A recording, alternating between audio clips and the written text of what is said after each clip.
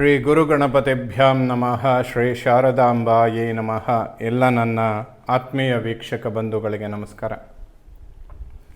ವೀಕ್ಷಕರೇ, ಶ್ರೀ ಪರಾಭವ ನಾಮ ಸಂವತ್ಸರ, ದಕ್ಷಿಣಾಯಣ, ವರ್ಷ ಋತು, ಶ್ರಾವಣ ಮಾಸ ಹಾಗೂ ಭಾದ್ರಪದ ಮಾಸ, ಸೆಪ್ಟೆಂಬರ್ ತಿಂಗಳ ಮಾಸ ಭವಿಷ್ಯಗಳನ್ನು ತಿಳ್ಕೊಳ್ಳೋಣ. ವೀಕ್ಷಕರೇ, ಸೆಪ್ಟೆಂಬರ್ 11ನೇ ತಾರೀಕಿನ ತನಕ ಶ್ರಾವಣ ಮಾಸ ನಡೀತಾ ಇರುತ್ತೆ. ಸೆಪ್ಟೆಂಬರ್ 12ನೇ ತಾರೀಕಿನಿಂದ ಭಾದ್ರಪದ ಮಾಸ ಪ್ರಾರಂಭ ಆಗುತ್ತೆ.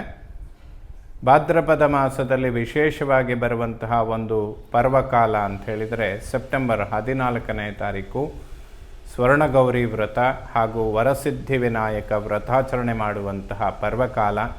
ವರ್ಷ ಪೂರ್ತಿ ನೀವು ಮಾಡುವಂತಹ ಎಲ್ಲ ಕೆಲಸಗಳಲ್ಲಿ ಯಾವುದೇ ವಿಘ್ನಗಳು ಬರದೇ ಇರಲಿ ಅಂಥೇಳಿ ವಿಘ್ನ ವಿನಾಯಕನ ಆರಾಧನೆ ಮಾಡುವಂಥದ್ದು, ವರಸಿದ್ಧಿ ವಿನಾಯಕ ವ್ರತಾಚರಣೆ ಮಾಡುವಂಥದ್ದು ಖಂಡಿತ ಶುಭ ಫಲಗಳನ್ನು ಕೊಡುತ್ತೆ. ಎಲ್ಲ ಆಸ್ತಿಕರು ಕೂಡ ಆ ಭಗವಂತನ ಆರಾಧನೆಯನ್ನು ಮಾಡಿ ದೈವಕೃಪೆಗೆ ಪಾತ್ರರಾಗಿ ಅಂತ ಹೇಳ್ತಾ, ಸೆಪ್ಟೆಂಬರ್ 27ನೇ ತಾರೀಕಿನಿಂದ ಮಹಾಲಯ ಪಕ್ಷ ಆರಂಭ ಆಗುವಂಥದ್ದು, ಪಿತೃಗಳಿಗೆ ಶ್ರಾದ್ದ ತರ್ಪಣಗಳನ್ನು ಕೊಡುವಂತಹ ಒಂದು ಪರ್ವಕಾಲ. ಇದನ್ನೆಲ್ಲ ಆಚರಣೆ ಮಾಡೋದ್ರಿಂದ ಕುಲ ಉನ್ನತಿಯಾಗುವಂಥದ್ದು, ಯಾವುದಾದ್ರೂ ಪಿತೃದೋಷಗಳಿದ್ದರೆ ಅದನ್ನು ಪರಿಹಾರ ಮಾಡಿಕೊಳ್ಳೋದಕ್ಕೆ ಖಂಡಿತ ಒಂದು ಉತ್ತಮವಾದಂತಹ ಸಮಯ ಆಗಿರುತ್ತೆ.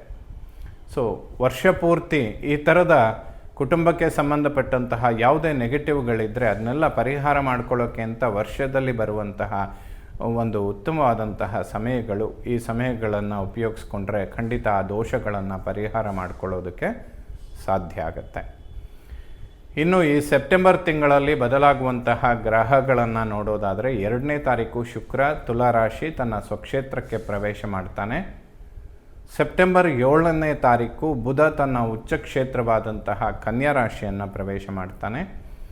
ಸೆಪ್ಟೆಂಬರ್ 17ನೇ ತಾರೀಕು ಸೂರ್ಯನು ಕೂಡ ಕನ್ಯಾ ರಾಶಿಯನ್ನು ಪ್ರವೇಶ ಮಾಡಿದರೆ, ಸೆಪ್ಟೆಂಬರ್ 18ನೇ ತಾರೀಕು ಕುಜ ಕರ್ಕಾಟಕ ರಾಶಿ ತನ್ನ ನೀಚ ಕ್ಷೇತ್ರಕ್ಕೆ ಪ್ರವೇಶ ಮಾಡ್ತಾನೆ. ಆದರೆ ಅದೇ ರಾಶಿಯಲ್ಲಿ ಗುರು ಉಚ್ಚನಾಗಿರೋದ್ರಿಂದ ನೀಚತ್ವ ಭಂಗ ಆಗುತ್ತೆ ಅಂತ ಕೂಡ ಹೇಳ್ಬೋದು. ಇನ್ನು ಸೆಪ್ಟೆಂಬರ್ 26ನೇ ತಾರೀಕು ಬುಧ ಮತ್ತೊಮ್ಮೆ ಕನ್ಯಾ ರಾಶಿಯಿಂದ ತುಲಾರಾಶಿ ಪ್ರವೇಶ ಮಾಡ್ತಾನೆ. ಬುಧ ಮತ್ತು ಶುಕ್ರನ ಯುತಿ ಅನ್ನುವಂಥದ್ದು ನಡೆಯುತ್ತೆ. ಸೊ ಈ ಸೆಪ್ಟೆಂಬರ್ ತಿಂಗಳಲ್ಲಿ ಗುರು ಉಚ್ಚ ಕ್ಷೇತ್ರದಲ್ಲಿರ್ತಾನೆ, ಬುಧ ಉಚ್ಚ ಕ್ಷೇತ್ರದಲ್ಲಿರ್ತಾನೆ, ಸೂರ್ಯ ಸ್ವಕ್ಷೇತ್ರದಲ್ಲಿರ್ತಾನೆ, ಶುಕ್ರ ಸ್ವಕ್ಷೇತ್ರದಲ್ಲಿರ್ತಾನೆ, ಶನಿ ಮೇಲೆ ಗುರುದೃಷ್ಟಿ ಬೀಳ್ತಾ ಇರುತ್ತೆ, ಗುರುಕುಜ ಯೋಗ ಅನ್ನುವಂಥದ್ದು ನಡೆಯುತ್ತೆ, ಬುಧಾದಿತ್ಯ ಯೋಗ ಅನ್ನುವಂಥದ್ದು ಕೂಡ ನಡೀತಾ ಇರುತ್ತೆ. ಈ ಎಲ್ಲ ಗ್ರಹಗಳ ಕಾಂಬಿನೇಷನ್ಗಳನ್ನು ನೋಡೋದಾದರೆ ಸೆಪ್ಟೆಂಬರ್, ಅಕ್ಟೋಬರ್ ಮತ್ತು ನವಂಬರ್ ತಿಂಗಳುಗಳು ಬಹಳ ಒಂದು ಪವರ್ಫುಲ್ ಟೈಮ್ ಅಂತಲೇ ಹೇಳ್ಬೋದು. ಗ್ರಹಗತಿಗಳೆಲ್ಲ ತುಂಬ ಉತ್ತಮ ಸ್ಥಿತಿಯಲ್ಲಿರ್ತಾರೆ. ಈ ಸಮಯಗಳಲ್ಲಿ ಪ್ರಯತ್ನಗಳನ್ನು ಹೆಚ್ಚಿಸ್ಕೊಂಡ್ರೆ ತುಂಬ ದೊಡ್ಡ ಪ್ರಮಾಣದ ಅಭಿವೃದ್ಧಿಗಳನ್ನು ಪಡೆಯೋದಕ್ಕೆ ಸಾಧ್ಯ ಆಗುತ್ತೆ. ಸೊ ಇದು ತುಂಬ ಇಂಪಾರ್ಟೆಂಟ್ ಇದು. ಇನ್ನು ಈ ಎಲ್ಲ ಬದಲಾಗುವಂತಹ ಗ್ರಹಗಳಿಂದ ಸೆಪ್ಟೆಂಬರ್ ತಿಂಗಳಲ್ಲಿ ವೃಶ್ಚಿಕ ರಾಶಿಯವರ ಮಾಸ ಭವಿಷ್ಯ ಹೇಗಿರುತ್ತೆ ಅಂತ ನೋಡೋಣ.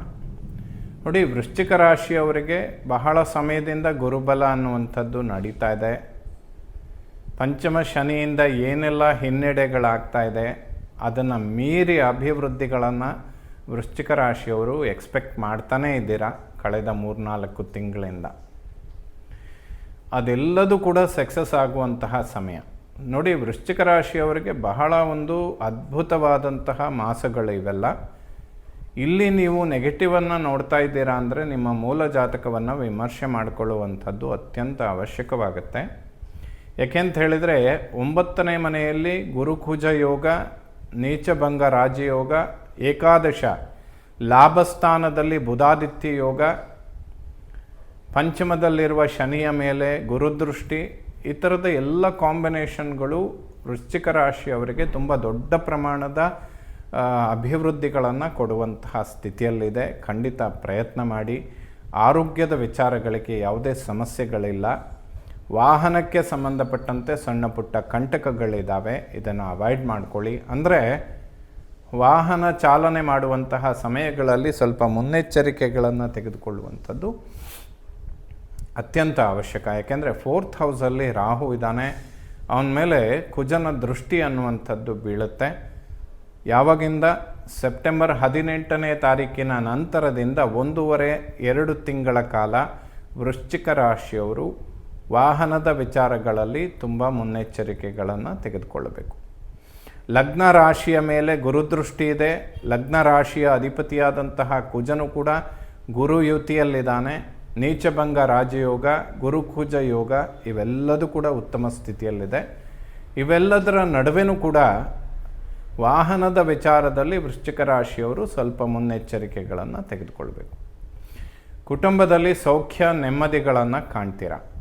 ತುಂಬ ಸಮಯದಿಂದ ಯಾವುದಾದ್ರೂ ಫೈನಾನ್ಷಿಯಲ್ ಇಂಪ್ರೂವ್ಮೆಂಟ್ಗಳನ್ನು ಎಕ್ಸ್ಪೆಕ್ಟ್ ಮಾಡ್ತಾ ಇದ್ದರೆ ಖಂಡಿತವಾಗ್ಲೂ ಸಿಗುತ್ತೆ. ಇದೆಲ್ಲದರ ಬಗ್ಗೆ ಹಣಕಾಸಿನ ವಿಚಾರದಲ್ಲಿ ನಿಮ್ಮ ನಿರೀಕ್ಷೆಗಳು ಹುಸಿಯಾಗೋದಿಲ್ಲ. ಅದರ ವಿಚಾರಗಳಿಗೆ ಸಂಬಂಧಪಟ್ಟಂತೆ ಅತಿ ಹೆಚ್ಚಿನ ಅನುಕೂಲಗಳನ್ನು ಖಂಡಿತವಾಗ್ಲೂ ಕಾಣ್ತೀರ. ಒಡಹುಟ್ಟುಗಳ ನಡುವೆ ಸಾಮರಸ್ಯ ಮತ್ತು ಅಭಿವೃದ್ಧಿಗಳನ್ನು ಎಕ್ಸ್ಪೆಕ್ಟ್ ಮಾಡ್ಬೋದು. ಯಾವುದೇ ಸಮಸ್ಯೆಗಳಿಲ್ಲ. ಒಬ್ಬರಿಂದ ಒಬ್ಬರಿಗೆ ತುಂಬ ಅನುಕೂಲಗಳು ಉಂಟಾಗುವಂತಹ ಮಾಸ ಇದು. ಯಾವುದಾದ್ರೂ ಬ್ಯಾಂಕ್ ಲೋನ್ಗಳನ್ನು ಎಕ್ಸ್ಪೆಕ್ಟ್ ಮಾಡ್ತಾ ಇದ್ದರೆ ಖಂಡಿತವಾಗ್ಲೂ ಸಿಗುತ್ತೆ, ಹುಸಿ ಆಗೋದಿಲ್ಲ. ಸೊ ನಿಮ್ಮ ಸಿಕ್ಸ್ ಸೆನ್ಸ್ ತುಂಬ ಚೆನ್ನಾಗಿ ವರ್ಕ್ ಆಗುತ್ತೆ ಈ ಮಾಸಗಳಲ್ಲಿ. ಅದರಲ್ಲೂ ಸೆಪ್ಟೆಂಬರ್ 17ರ ನಂತರದಲ್ಲಿ ಏಕಾದಶ ಲಾಭಸ್ಥಾನದಲ್ಲಿ ಬುಧಾದಿತ್ಯ ಯೋಗ ಅನ್ನುವಂಥದ್ದು ಏನು ಸೃಷ್ಟಿಯಾಗುತ್ತೆ, ಇದು ಸೆಪ್ಟೆಂಬರ್ 26ರ ತನಕ, ಸೆಪ್ಟೆಂಬರ್ 17ರಿಂದ 26ರ ತನಕ ಯಾವುದೇ ಇನ್ವೆಸ್ಟ್ಮೆಂಟ್, ಪ್ರಾಪರ್ಟಿ ಅಥವಾ ವಾಹನಕ್ಕೆ ಸಂಬಂಧಪಡುವಂತಹ ವಿಚಾರಗಳು, ಸ್ಥಿರ ಆಸ್ತಿಪಾಸ್ತಿಗಳು, ಮನೆ ಕಟ್ಟುವಂಥದ್ದು ಯಾವುದೇ ಡಿಸಿಷನ್ ತಗೊಂಡ್ರೂ ಕೂಡ ಅದು ಗುರಿ ಮುಟ್ಟುತ್ತೆ. ತುಂಬ ಸುಲಭದಲ್ಲಿ ನಿಮ್ಮ ಕೆಲಸಗಳು ಆಗಿಬರುತ್ತೆ. ಒಡಹುಟ್ಟುಗಳ ನಡುವೆ ಸಾಮರಸ್ಯ ಚೆನ್ನಾಗಿರುತ್ತೆ. ತಾಯಿಯ ಆರೋಗ್ಯ, ಇದರ ಬಗ್ಗೆ ಹೆಚ್ಚಿನ ಗಮನ ಕೊಡುವಂಥದ್ದು ಸೂಕ್ತ. ಮೂಳೆಗಳು ಮತ್ತು ನರಗಳಿಗೆ ಸಂಬಂಧಪಡುವ ಆರೋಗ್ಯದ ಸಮಸ್ಯೆಗಳು ಅಥವಾ ವೈರಲ್ ಫೀವರ್, ಬ್ಯಾಕ್ ಪೇಯ್ನ್, ಬೆನ್ನು ಹುರಿಗೆ ಸಂಬಂಧಪಟ್ಟಂತಹ ಆರೋಗ್ಯದ ಸಮಸ್ಯೆಗಳು, ಇದರ ಬಗ್ಗೆ ಸುಬ್ರಹ್ಮಣ್ಯನ ಸ್ತೋತ್ರಗಳನ್ನು ಓದಿ, ಲಕ್ಷ್ಮೀ ನೃಸಿಂಹ ಕರಾವಲಂಬ ಸ್ತೋತ್ರಗಳನ್ನು ಓದಿ ಸುಬ್ರಹ್ಮಣ್ಯನ ದರ್ಶನ ಮಾಡಿದರೆ ತುಂಬ ಒಳ್ಳೆಯದು. ಇನ್ನೊಂದು 2 ತಿಂಗಳು ಮಾತೃಸ್ಥಾನ ಮತ್ತು ವಾಹನ ಸ್ಥಾನದಲ್ಲಿ ಸರ್ಪದೋಷಗಳು ಉಂಟಾಗಿರುತ್ತೆ. ಇದರ ಬಗ್ಗೆ ಸಣ್ಣ ಪ್ರಿವೆನ್ಷನ್ ತಗೊಂಡ್ರೆ ವೃಶ್ಚಿಕ ರಾಶಿಯವರಿಗೆ ಯಾವುದೇ ಸಮಸ್ಯೆಗಳು ಬರೋದಿಲ್ಲ. ಮಕ್ಕಳ ಆರೋಗ್ಯದ ಬಗ್ಗೆ ವಿಶೇಷವಾಗಿ ಗಮನ ಕೊಡುವಂಥದ್ದು ಅವಶ್ಯಕ.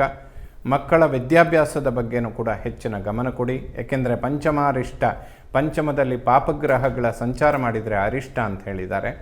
ಆ ಶನಿ ದೋಷಗಳ ಪರಿಹಾರಕ್ಕಾಗಿ ಈಶ್ವರ ಮತ್ತು ಆಂಜನೇಯನ ಆರಾಧನೆ ಮಾಡುವಂಥದ್ದು ಸೂಕ್ತ. ಷಷ್ಠಾಧಿಪತಿ ಕುಜ ನೀಚ ಕ್ಷೇತ್ರದಲ್ಲಿದ್ದರೂ ಕೂಡ ಗುರುವಿನ ಯುತಿಯಲ್ಲಿರ್ತಾನೆ. ನೀಚಭಂಗ ರಾಜಯೋಗ. ಯಾವುದೇ ಫೈನಾನ್ಷಿಯಲ್ ಇನ್ವೆಸ್ಟ್ಮೆಂಟ್ಗಳಿದ್ದರೆ ವೃಶ್ಚಿಕ ರಾಶಿಯವರು ಖಂಡಿತ ಮಾಡ್ಬೋದು. ಯಾವುದೇ ಶತ್ರುಬಾಧೆಗಳಿರೋದಿಲ್ಲ. ಸ್ನೇಹಿತರು ಒಬ್ಬರಿಂದ ಒಬ್ಬರಿಗೆ ತುಂಬ ದೊಡ್ಡ ಪ್ರಮಾಣದ ಅನುಕೂಲಗಳನ್ನು ನಿರೀಕ್ಷೆ ಮಾಡಬಹುದು. ಅಭಿವೃದ್ಧಿಗಳು ಉಂಟಾಗುತ್ತೆ. ಹಣಕಾಸಿನ ವಿಚಾರದಲ್ಲೂ ಕೂಡ ನಿರೀಕ್ಷೆಗಿಂತ ಅನುಕೂಲಗಳನ್ನು ಖಂಡಿತ ಜಾಸ್ತಿನೇ ಆಗುತ್ತೆ ಅಂತ ಹೇಳ್ಬೋದು. ದಾಂಪತ್ಯ ಜೀವನ, ವಿವಾಹ ಇಂತಹ ಮಂಗಳ ಕಾರ್ಯಗಳಿಗೆ ತುಂಬ ಉತ್ತಮವಾದಂತಹ ಸಮಯ ಇದು. ವೃಶ್ಚಿಕ ರಾಶಿಯವರು ಇಂತಹ ಸಮಯಗಳನ್ನು ಕಳ್ಕೊಳ್ಳಬೇಡಿ. ಏಕೆಂದರೆ ಸಪ್ತಮ ಸ್ಥಾನದ ಮೇಲೆ ಶನಿ ದೃಷ್ಟಿ ಬೀಳ್ತಾ ಇರುತ್ತೆ. ಆದರೂ ಕೂಡ ಸಪ್ತಮಾಧಿಪತಿ ಶುಕ್ರ ಸ್ವಕ್ಷೇತ್ರದಲ್ಲಿದ್ದಾನೆ. ಈ ಸಮಯದಲ್ಲಿ ವಿವಾಹ ನಿಶ್ಚಯ ಆಗುವಂಥದ್ದು ಇದೆಲ್ಲ ಗುರುಬಲ ನವೆಂಬರ್ ತನಕ ಇರುತ್ತೆ ವೃಶ್ಚಿಕ ರಾಶಿಯವರಿಗೆ. ಖಂಡಿತ ಇದನ್ನೆಲ್ಲ ಪೋಸ್ಟ್ಪೋನ್ ಮಾಡ್ಕೋಬೇಡಿ. ದಂಪತಿಗಳಲ್ಲಿ ಸ್ವಲ್ಪ ಆರೋಗ್ಯದ ವಿಚಾರಗಳ ಬಗ್ಗೆ ಗಮನ ಕೊಡಿ. ಸ್ತ್ರೀಯರಿಗೆ ಗರ್ಭಕೋಶಕ್ಕೆ ಸಂಬಂಧಪಟ್ಟಂತಹ ಆರೋಗ್ಯಕ್ಕೆ ಸ್ವಲ್ಪ ತೊಂದರೆ ಆಗುತ್ತೆ. ಅದು ಸೆಪ್ಟೆಂಬರ್ 17 ಮತ್ತು 18ರ ನಂತರದಲ್ಲಿ. ಏಕೆಂದರೆ ನೀಚ ಸ್ಥಾನದಲ್ಲಿರುವ ಕುಜನ ದೃಷ್ಟಿ ಅನ್ನುವಂಥದ್ದು ರಾಶಿಗೆ 12ನೇ ಮನೆ ಅಂದರೆ ವ್ಯಯಸ್ಥಾನದಲ್ಲಿರುವ ಶುಕ್ರನ ಮೇಲೆ ಬೀಳುವಂಥದ್ದು. ಇದನ್ನು ಭೃಗಂಗಾರಕ ದೋಷ ಅಂತ ಕೂಡ ಹೇಳ್ತೇವೆ. ವೃಶ್ಚಿಕ ರಾಶಿಯವರಿಗೆ, ಅದರಲ್ಲೂ ಕೂಡ ಸ್ತ್ರೀಯರಿಗೆ ಸ್ವಲ್ಪ ಗರ್ಭಕೋಶದ ಆರೋಗ್ಯದ ವಿಚಾರಗಳಿಗೆ ಗಮನ ಕೊಡುವಂಥದ್ದು ಸೂಕ್ತ. ಇದಕ್ಕೆ ಪರಿಹಾರಾರ್ಥವಾಗಿ ದುರ್ಗಾ ಪರಮೇಶ್ವರಿಯ ದರ್ಶನ ಮಾಡಿದರೆ ತುಂಬ ಒಳ್ಳೆಯದಾಗುತ್ತೆ. ಇವೆಲ್ಲ ತಿಂಗಳಲ್ಲಿ, ಇಡೀ ವರ್ಷದಲ್ಲಿ ಒಂದೆರಡು ತಿಂಗಳಲ್ಲಿ ಬಂದು ಹೋಗುವಂತಹ ಒಂದು ಕಾಂಬಿನೇಷನ್ ಇದು. ಬಟ್ ಯಾರಿಗಾದರೂ ಸ್ವಲ್ಪ ಜಾಸ್ತಿ ಸಮಸ್ಯೆ ಇದೆ ಅಂತ ಅನಿಸಿದರೆ ದುರ್ಗಾ ಸಪ್ತಶತಿ ಪಾರಾಯಣ ಇಂತಹ ಪರಿಹಾರಗಳನ್ನು ಮಾಡಿಕೊಂಡ್ರೆ ಆರೋಗ್ಯಕ್ಕೆ ತುಂಬ ಒಳಿತನ್ನು ಕಾಣ್ತೀರ. ಯಾವುದೇ ಮೃತ್ಯು ಭಯ ಇಂತಹ ಕಂಟಕಗಳಿಗೆ ಖಂಡಿತ ಅವಕಾಶ ಇರೋದಿಲ್ಲ. ವಾಹನದ ಬಗ್ಗೆ ಪ್ರಿವೆನ್ಷನ್ ಖಂಡಿತ ತಗೊಳ್ಳಿ ವೃಶ್ಚಿಕ ರಾಶಿಯವರು. ಇನ್ನು ಭಾಗ್ಯದಲ್ಲಿ ಗುರು ಮತ್ತು ಕುಜನ ಯುತಿಯಾಗುವಂಥದ್ದು, ನೀಚಭಂಗ ರಾಜಯೋಗ ಅಂತ ಹೇಳುವಂಥದ್ದು ಸೃಷ್ಟಿಯಾಗುತ್ತೆ. ಕೇಂದ್ರ ಕೋಣಾಧಿಪತಿಗಳ ಒಂದು ಯುತಿ ಆಗುತ್ತೆ. ಲಗ್ನಾಧಿಪತಿ ಕುಜ ಪಂಚಮಾಧಿಪತಿ ಗುರು ಅವರಿಬ್ಬರು ಒಟ್ಟಿಗೆ ಸೇರ್ತಾರೆ. ಭೂಮಿಗೆ ಸಂಬಂಧಪಟ್ಟಂತಹ ಪಿತ್ರಾರ್ಜಿತ ಆಸ್ತಿಪಾಸ್ತಿಗಳನ್ನು ಅನುಕೂಲ ಮಾಡಿಕೊಳ್ಳೋದಕ್ಕೆ ಬಹಳ ಒಂದು ಉತ್ತಮವಾದಂತಹ ಸಮಯ. ಆಲ್ಮೋಸ್ಟ್ 2 ತಿಂಗಳು ನವೆಂಬರ್ ತನಕ ಈ ಒಂದು ಕಾಂಬಿನೇಷನ್ ಹಾಗೆ ಕಂಟಿನ್ಯೂ ಆಗುತ್ತೆ. ಖಂಡಿತವಾಗ್ಲೂ ಇದರ ಅನುಕೂಲಗಳನ್ನು ವೃಶ್ಚಿಕ ರಾಶಿಯವರು ಕಾಣ್ತೀರ. ಕರ್ಮ ಉದ್ಯೋಗ ಕ್ಷೇತ್ರದಲ್ಲಿ ಅಭಿವೃದ್ಧಿಗಳನ್ನು ಎಕ್ಸ್ಪೆಕ್ಟ್ ಮಾಡ್ಬೋದು. ಪ್ರಮೋಷನ್ಗಳು, ಸರ್ಕಾರಿ ಉದ್ಯೋಗ ಇವೆಲ್ಲದಕ್ಕೂ ಕೂಡ ಬಹಳ ಉತ್ತಮವಾದಂತಹ ಸಮಯ ಆಗಿರುತ್ತೆ. ನೋಡಿ, ವೃಶ್ಚಿಕ ರಾಶಿಯವರು ತುಂಬ ನೆಗೆಟಿವ್ಗಳನ್ನು ಕೇಳ್ತಾ ಬಂದಿದ್ದೀರಾ, ತುಂಬ ನೆಗೆಟಿವನ್ನು ನೋಡಿದ್ದೀರಾ. ಬಟ್ ಇದಕ್ಕಿಂತ ಒಳ್ಳೆಯ ಸಮಯ ಇಲ್ಲ. ಈಗ ಪ್ರಯತ್ನಗಳನ್ನು ಜಾಸ್ತಿ ಮಾಡಿ ಉದ್ಯೋಗ ಕ್ಷೇತ್ರದಲ್ಲಿ ಏನಾದರೂ ಪ್ರಮೋಷನ್ ಅಥವಾ ಹೈಕ್ ಪಡೆಯೋದಕ್ಕೆ ಸಾಧ್ಯ. ಫೈನಾನ್ಷಿಯಲ್ ಇಂಪ್ರೂವ್ಮೆಂಟ್ಗಳಾಗುತ್ತೆ. ಉದ್ಯೋಗದ ಪರಿವರ್ತನೆಗಳಿಗೂ ಕೂಡ ತುಂಬ ಒಳ್ಳೆಯ ಸಮಯ ಇದಾಗಿರುತ್ತೆ. ಖಂಡಿತ ಪ್ರಯತ್ನ ಮಾಡಿ. ಲಾಭಸ್ಥಾನಾಧಿಪತಿ ಬುಧ ಉಚ್ಚ ಕ್ಷೇತ್ರದಲ್ಲಿದ್ದಾನೆ. ಕಡಿಮೆ ಪ್ರಯತ್ನ, ಹೆಚ್ಚಿನ ಲಾಭ. 1-2 ತಿಂಗಳು ವೃಶ್ಚಿಕ ರಾಶಿಯವರಿಗೆ ಇಡೀ ವರ್ಷದಲ್ಲಿ ಏನೆಲ್ಲ ಮೈನಸ್ಗಳನ್ನು ನೋಡಿದ್ದೀರಾ ಅದೆಲ್ಲದೂ ಈಗ ಪ್ಲಸ್ ಆಗುವಂತಹ ಸಮಯ. ಈ 1-2 ತಿಂಗಳಲ್ಲಿ ತುಂಬ ದೊಡ್ಡ ಪ್ರಮಾಣದ ಅಥವಾ ಮುಂದಿನ 1-2 ವರ್ಷಗಳಿಗೆ ಸಾಕಾಗುವಷ್ಟು ಒಂದು ಒಳ್ಳೆ ಫೌಂಡೇಶನ್ ಹಾಕ್ಕೊಳ್ಳೋದಕ್ಕೆ ಖಂಡಿತ ಒಳ್ಳೆ ಸಮಯ ಇದು. ಪ್ರಯತ್ನ ಮಾಡಿ. ವೃಶ್ಚಿಕ ರಾಶಿಯವರಿಗೆ ಖಂಡಿತ ಅನುಕೂಲಗಳು ಉಂಟಾಗುತ್ತೆ. ಶುಕ್ರ 12ನೇ ಮನೆಯಲ್ಲಿದ್ದು ಅವನ ಮೇಲೆ ಕುಜನ್ ದೃಷ್ಟಿ ಬೀಳುತ್ತೆ. ಇದನ್ನು ಭೃಗಂಗಾರಕ ದೋಷ ಅಂತ ಹೇಳ್ತೇವೆ. ಸೊ ಆರೋಗ್ಯದ ಬಗ್ಗೆ ಗಮನ ಕೊಡಿ. ದಾಂಪತ್ಯದಲ್ಲಿ ಆರೋಗ್ಯ, ಸ್ತ್ರೀಯರಿಗೆ ಗರ್ಭಕೋಶಕ್ಕೆ ಸಂಬಂಧಪಡುವ ಆರೋಗ್ಯ, ಇದನ್ನು ಗಮನಿಸ್ಕೊಳ್ಳುವಂಥದ್ದು ಅತ್ಯಂತ ಸೂಕ್ತ. ಸೊ ಎಲ್ಲ ನವಗ್ರಹಗಳು ಕೂಡ ಸೆಪ್ಟೆಂಬರ್ ತಿಂಗಳಲ್ಲಿ ವೃಶ್ಚಿಕ ರಾಶಿಯವರಿಗೆ ಶುಭ ಫಲಗಳನ್ನೇ ಕೊಡಲಿ. ಶ್ರೀ ಶಾರದಾ ಪರಮೇಶ್ವರಿಯ ಸಂಪೂರ್ಣ ಅನುಗ್ರಹ ಎಲ್ಲ ನನ್ನ ವೀಕ್ಷಕ ಬಂಧುಗಳ ಮೇಲಿರಲಿ. ಶುಭವಾಗಲಿ ವೀಕ್ಷಕರೇ.